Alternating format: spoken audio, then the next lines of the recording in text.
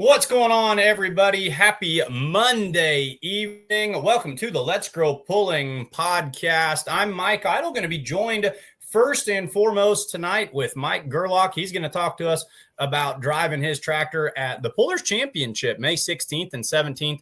It's coming up more quickly than we realize. That gets me excited, folks. Pulling is right around the corner. But stay tuned. We've got a packed show for you all evening long. Mike's going to hang out with us for the first half hour while we promote that great pull in Nashville, Illinois. Then we're going to talk about those big 10,000-pound pro stocks. The driver ranking list just came out. Top 5 drivers as voted on by their peers in the country. We've got 2 of them coming on tonight. I know we advertised Danny Schmucker.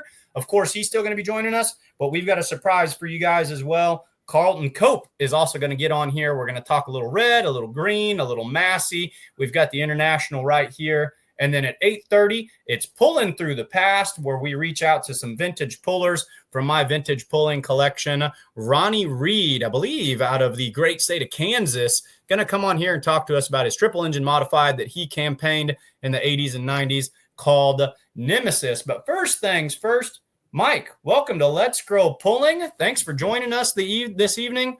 How are we feeling about the 2025 season? Is it in pieces or is it put together and ready to go down the track? The tractor's definitely in pieces, which the majority of them are this time of year, but it'll come together. I think last year we didn't get the motor back till the Monday of Nashville, but it was ready to go. Lemke's had it all put together and dynoed, and I'm sure that'll be the same situation this year, and we'll be ready to go. So the G-Force tractor, it's a beautiful looking International. It's really getting kind of, a lot of people recognizing it, had quite a bit of success. Is this your second year in a row you'll be pulling at Nashville for the Pullers Championship? Yes, it is the second year, and can't be more excited to do it and be part of it, and it's an honor to participate. We got some awesome comments coming in. Folks, if you're watching, let us know where you're watching from. Let us know what questions you have for Mike Gerlach, the pilot of the G-Force Limited Pro Stock Tractor. Chris Kilberger says that Massey Ferguson is the correct rad tractor. Well, we're going to be talking about Massey Ferguson's a little bit later on. But let's talk about this good-looking red one that we have in the background right now. This year, you were an at-large bid. You were one of the first invites to the Pullers Championship.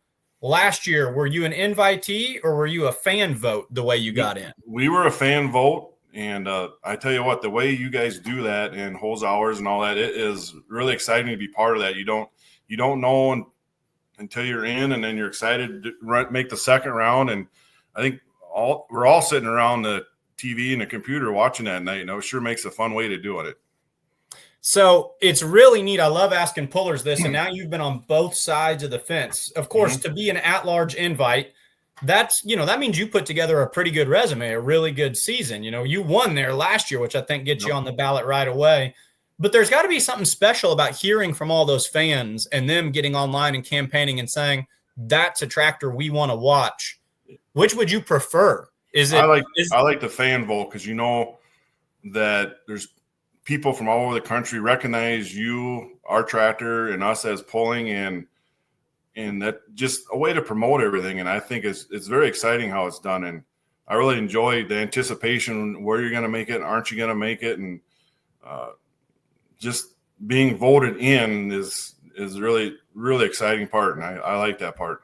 What does it mean to you as a puller? Because I've always felt that there's a special relationship in our sport between the drivers and the fans, even more so than I think other motorsports. So to hear them say, that's one of the ones we want, is that almost just as special as winning? Is that a unique feeling? It is. It's I think it's a respect. I think it's people enjoying what you do, and then when we give back to the fans, I think they appreciate that, and I think the support that you get when you go out and talk to people in the pits and even over the internet anymore and everything else. So I think it's definitely an honor, and it's just enjoyable. You got people come up you don't know, but they recognize the tractor, and then that's starts a conversation, and you grow, and then they remember that all the time, and they'll remember you from pull to pull. They might only go to one pull a year, but they'll come up and talk to you every year from then on, and it's a heck of a way to meet people, and it's a lot of fun. Pulling fans are some of the most passionate fans out there, and they're just Yes. like, baseball or football fans. Once they sink their teeth into a machine that they really get behind, they Yes. like to get out there and follow that. And it's a fun sport where, you can interact directly Right. with fans. Let's talk about Nashville in general. Not an easy place, I imagine, just to show up, unload, and get a win. I mean, it's an invitational. It's the outdoor Louisville. What does it take? You did it last year. Last year with a gold.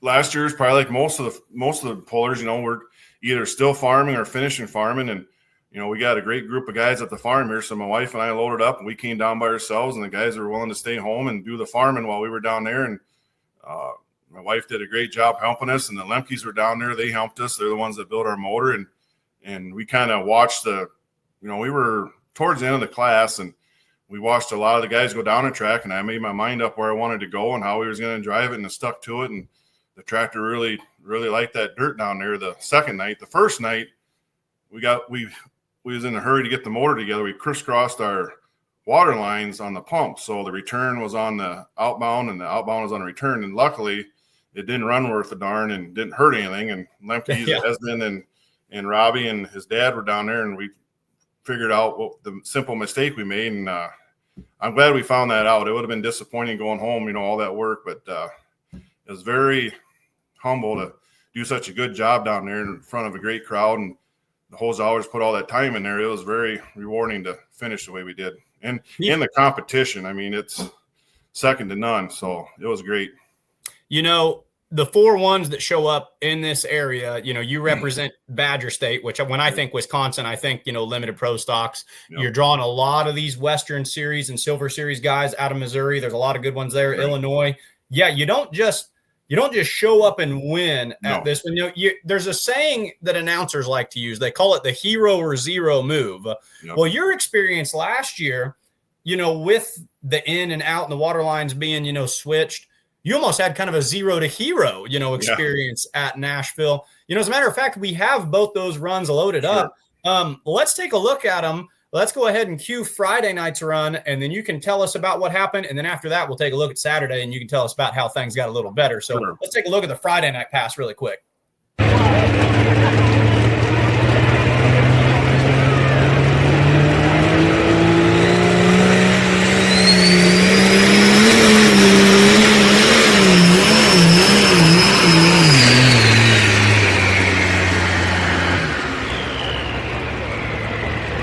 Tough break right there, fans. Stockton, Illinois, like Gerlach. To the old G-Force's credit, she sounded happy on the launch. There for the first, getting into the throttle. Now, did you back out of it? Did it shut down? Walk us through what happened as you went down the track. You could see right there at the beginning of the run, there's quite a bit of flame coming out of there, and it just didn't sound real lively once it got going. And them tractors need water to run better, and luckily, she didn't keep going.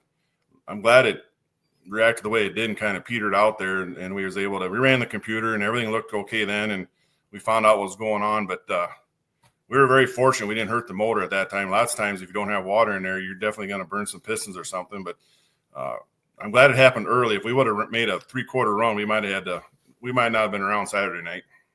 Yeah, our good buddy sitting in the background right now, Mr. Jason Schultz, he's had some water pump issues with his new diesel super stock, where he has learned that pistons can get very hot very quickly. Did you get out of the throttle, or did the tractor just kind of lay over and quit responding and save itself? once I got going, it kind of labored, and then I finally realized it was not going to go. And at that point, you should just get out of it and save it and try again. Your momentum's not there. You can just tell in the seat she wasn't having nothing. And I should have got out of it maybe a little bit earlier, but realizing what was going on, we just started again Saturday.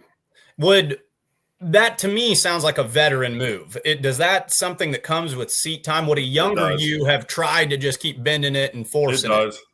When you've driven enough, and you can feel your left leg on the clutch. You can tell if your clutch is good or bad. You can tell in the throttle. You listen. You can hear it through your helmet. The tractor. If you got a good run going, you can just feel it in the seat, even just the vibrations or whatever it is. You just got a sense of it, and you can tell. You can tell if you got a good run going, or if there's something mechanically wrong, or noise. Maybe there's an odd noise coming from the motor you just don't recognize, and you gotta get out of it if you think something is not right and try to save it for another day. How quickly were you guys able to identify the issue, and how much thrashing did you have to do to get it ready for Saturday? We went and looked at it, and we ran the computer right away and realized the pistons were okay, and we thought maybe it was the Simpson valve was bad. So we just thought Saturday morning, when it's light out, we'll look at it again. And actually, hose outers, Brad had a Simpson valve there for us. We were going to go get it and put it on, and Robbie and the boys came over, and we looked at it, and Robbie got underneath it actually and looked at it for a bit, and something don't look right. And here our lines are crisscrossed. So we put the lines in the proper spot. We blew some air through it, fired it up, and pressure checked it, and we had it right. So it was a simple mistake, but it was one that didn't do us any harm. Sure. So then we get it back together. You said you were late in the class on Saturday night. You had a game plan that you stuck with. I hear a lot of pullers will talk themselves out of a good run. I like that you stuck with your game plan. Let's take a look at that Saturday night pass and see how we ended up in first place.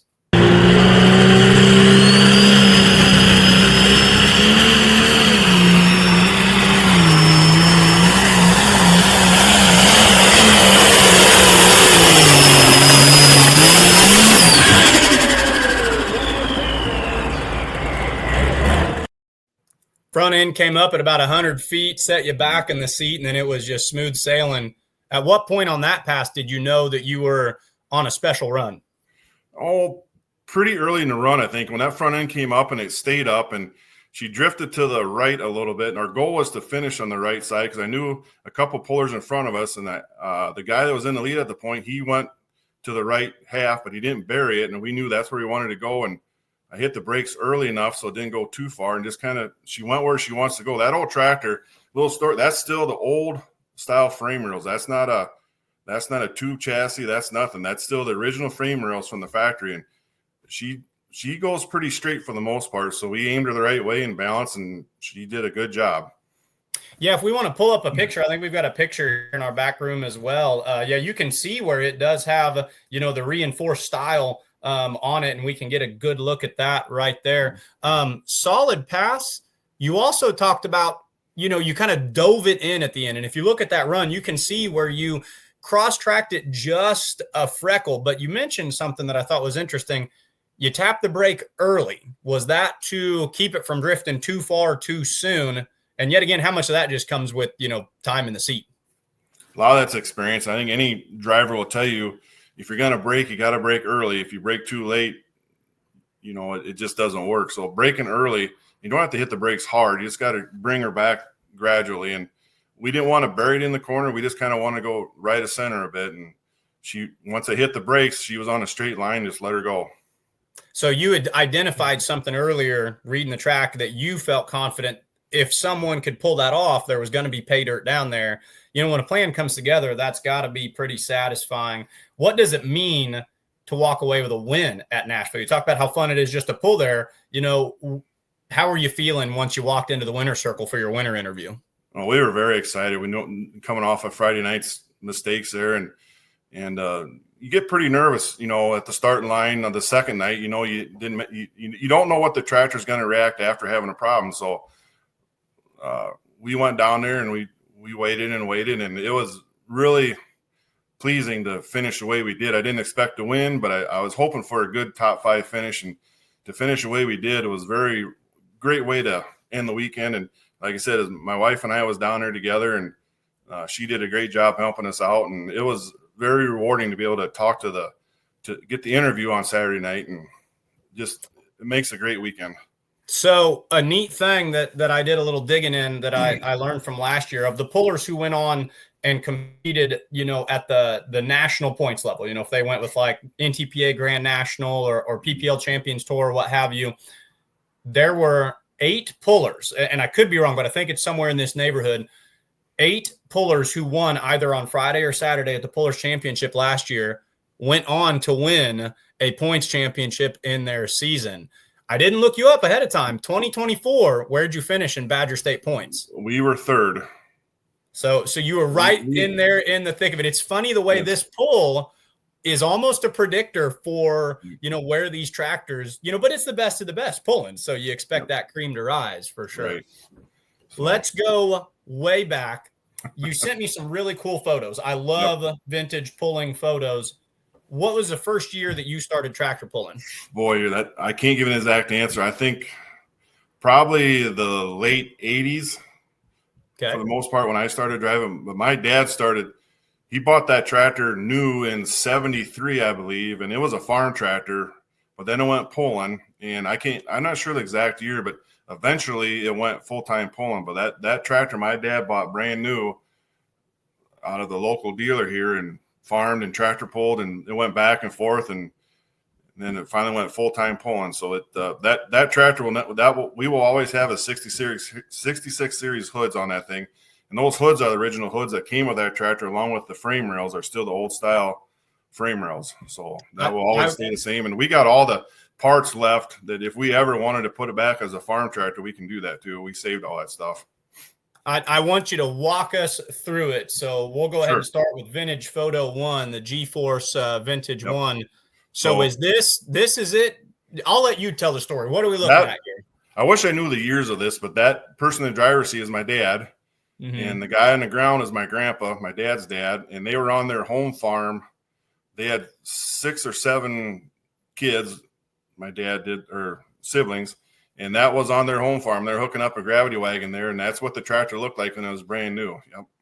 So she was bought with her work clothes on with the intent of going out in the field. But this, with the understanding that things change over decades, but this is the bones of the G-Force pulling tractor we're looking at right here. That is the same. If you look at that frame rail on the right side, that's on the right side of this tractor we have today. Yep, the frame rail and the main hoods are. Let's keep rolling. Go ahead to vintage photo 2 and just we'll keep talking about these. So walk us through. We bought it to go farming, but this looks like she's pretty happy pulling. I love you can see the old style sled where they've got like a Moline or something on that dead weight sled behind it. That's in Darlington, Wisconsin, and Dad's been pulling up there with Badger State for years and years, and I wish I knew what year that was, but yeah, that's the sled that they used to, on the heavier tractors, a little more horsepower, they used to spin the pan around and put a tractor on there to make a little more weight for dead weight. But as you can see, tracks back then were always dusty, and they didn't water them down much. They were really dusty, but we had a good time back then, though. It was a lot of fun. How many changes? Did we just turn the fuel up and put a bigger turbo on, or is this still completely bone stock? What would have been done to the tractor between the first 2 photos? Right there, I'm sure they had different pump and a little bit bigger charger. I know back in the early years, Dad was pulling. They used to pop chargers all the time. I mean, them little things would never last, and they used to get them from Dana Munson down. I think it was Aledo, Illinois, was the guy at the time that was building the turbos for these tractors. But I know they went through turbo after turbo when the tractors were just starting up like that. Has it always been a single charger setup, or did it ever jump over in the super stock area? No, we've always done this, and then super farm for many years. And then the first year that Badger State offered 4-1s, which I believe at least 12 years ago, we jumped into that class ever since and really enjoy that class and love it and just plan on staying that way. Absolutely. Let's go ahead and keep rolling to photo number 3 right here as this tractor kind of just moves into the modern era. It's not the 30.5s or the 24.5s on the back, but you're not hurting for traction. Whose idea was this? Well, I'm sure Dad and hired man Steve, that back then you worked with what you had, and I'm sure they had them tires laying around, and heck, they might even be them pulling tires we had, and they just put them on for duals. But that's the old shop that's right outside our house here. That's obviously gone, isn't there no more, but it's got you can see the big tack on top of it. So that's probably back when it went from farming to pulling, I bet. Would it go back and forth at this point in the tractor's history? During non-essential times, it's got its tractor, it's got its pulling clothes on, but then, in the spring and the fall, it's got its work clothes on and it's doing double duty. Definitely. It did double duty for quite a few years. And I'm not sure when Dad went full-time pulling with it, but it did a lot of farming and a lot of pulling. That's for darn sure. Chris Kilbarger loves it. He says those are epic duels, and I thought the exact same thing. Take us to photo number 4 as we keep moving through the history of the tractor. Now we're just the pulling tires. You can see this, and we've got a transfer weight machine closer to like a modern sled. Any idea when or where this is at? I'm sure that's somewhere up in Wisconsin. Back then, we used to pull up like Stitcher, Wisconsin, Ridgeway, and all that stuff. And as you can see, that track isn't – there looks like there's one lane to run on that thing, and that's the old Det 73 sled. I wish I knew the guy's name that ran that, but that's the sled Badger State used for years and years. And, that could be anywhere up there. But that might even – back then we also had a pace tractor. And I don't know, sometimes the pace tractor would be in front of you, not always on their side of you. So, but I'm not sure where there's that. I wish I did, but that's a good picture there. You want to talk about, another thing that we love to talk about up in the announcer's booth is building the road. Well, you could take one look at that track. There's one lane you want to be taking it down there. Right. The road has surely been built in that photo. Take us to number 5. Oh boy, that's this is the trophies, the family. Yep. This is a great photo. Just walk us through it. That is how we used to transport the tractor. There's been some pulls I know Dad drove it, like the Darlington or Warren. You just didn't have a truck and a trailer at that time. And back when it was mostly a farm tractor, you drove it. But this was an old GMC flatbed that we had to go. We lived 3 miles south of town. We had to drive it to Warren. And there's a local dealer up there, load it and unload it when we left and got home. And that's what you did when you went pulling. You went to the local feed mill. You had to find a dock to unload them, which most had. You went and weighed, and you drove it to the pole, and you had to come back and load it again at nighttime. And that's what it was, an old single cab GMC pickup truck, and that's what we went to. We all jumped in that single cab. You didn't take a second vehicle. Whoever could sit in there and you sit on everyone's lap, that's how you got there. But that was great times, though. I wouldn't trade that for nothing. It doesn't get any safer. It's funny. They talk about, lead-based paint and drinking out of the garden hose. It didn't hurt you guys any to sit in the single cab and go tractor pulling. Who's who in this photo going left to right? The left is my mom, Linda, and the guy is Gerald, my dad, and then myself, and then my next oldest sister, Marcia, and my sister Laura wasn't even born at that time, I don't think, or she might have been, but she's not in that picture. So there's 3 of us, but I wish I knew what year that was. But yeah, that's vintage pulling. That's what we did. That's how we hauled it. And there was one time I remember years ago hauling it this way. We came through Warren, and there was a local police officer, must not knew us, but Dad got pulled over with that truck on that tractor, and he thought that tractor, he didn't realize that a truck and a tractor should be going through town at midnight or whatever time it was. He thought the thing was stolen. So he pulled Dad over, and Dad wasn't too happy about it, but it got kind of a chuckle out of it afterwards. And so that, it's just pulling is fun no matter how you split it. You look like you're maybe, I don't know, 8-10 years old in this photo. Yep. If you could talk to yourself, if you could, reach through this photo and tell this kiddo that, hey, one of these days you're going to be winning at Nashville, Illinois and everything, what would your younger self have to think about that? Probably, it's every kid's dream to do that, whether it's Nashville or anywhere, just to drive it. I do know that I used to sit on that tractor when I was that age, and I used to just pull the throttle down and pretend we were pulling, announce yourself and everything else. And my grandkids do that too now. They'll sit in the tractor, and we have to announce for them. But just, I don't know what I tell myself there. It's just a lot of fun no matter where you went. And I guess you dream of doing it, and I guess the dream has come true to be able to do that. So we're very fortunate. Yeah, I was just gonna say, was there ever a point in your life where you didn't see yourself being a tractor puller? No, it's just it's always been on our blood, and it always will be. And I hope my kids and grandkids can carry it on. But it's been a part of our life ever since that tractor was bought. And my dad Gary Brinkmeyer is our neighbor up here a mile up the road, and he's the one that got Dad pulling. Gary started pulling for my dad, and we've been pulling ever since, and do not regret it one bit, and it's an awesome experience.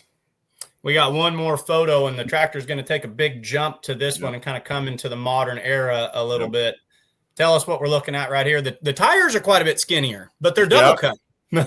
Yep, those probably some old Firestone double cuts. That's probably just when the tractor was just coming around, and didn't have a whole lot of money back then, so he put as much money as we could in the motor, and I think we were fortunate enough to get the side panels and the roll cages there finally, and the different tires. And I think down the road, a little more paint on this and that, but my dad took it very serious, but had a great time doing it, and he was very proud of that tractor. And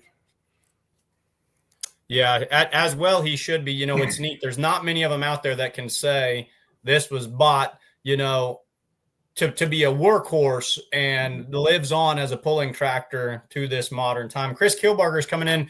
Fuelish pleasure. Brinkmeyer's ?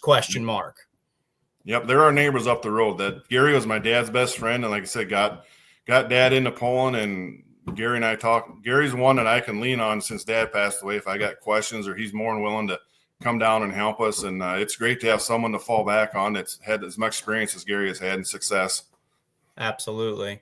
So as we kind of start to dwindle things down, and, folks, like we said, if you've got your comments and questions, we've got Mike for about 3 or 4 more minutes here. Fun interview. This I could chit chat with you all night long about this. And there's 2 questions that I'd be remiss if I didn't ask. What would you consider is the biggest win of your career? Do you have one that's just stands out to you? And what is still the feather in your cap that you're chasing? Where's your biggest win, and which one are you still wanting to go and get? I don't know if win, but it wasn't a win, but it's got to be Saturday night in Louisville, even though we got second place. And then the following day, my dad passed away. So that forever will be our best finish. Sure. Our goal was to make it to Louisville the following year and try to do better. We didn't do that, but we will keep trying. And Nashville, just to be voted in, and you just can't go and pull. So you get voted in, and to do as well as we did after there, that's exciting too. But Louisville's got to be the best one. With losing my dad after that, so that'll always be part of it. Yeah, an emotional ride, no doubt about it. A very meaningful ride to a family who's steeped in pulling legacy and pulling history. One of the first things you said when you came on the interview, you talked about the involvement of the Lemkes. And as we kind of wind down here, I'm just going to turn it over to you. Who do you need to thank? Who are the shout outs that you need to give, and just, to get you where you are right now? Well, obviously we all thank our families, no matter wife, kids, grandkids. Corey Neff's been with us. Oh, he's been working on farm for 30 years, and he goes to a lot of tractor pulls, and he drives a couple times a year, and he helps tremendously on it. Like I said, Gary Brinkmeyer, I can ask him any question anytime.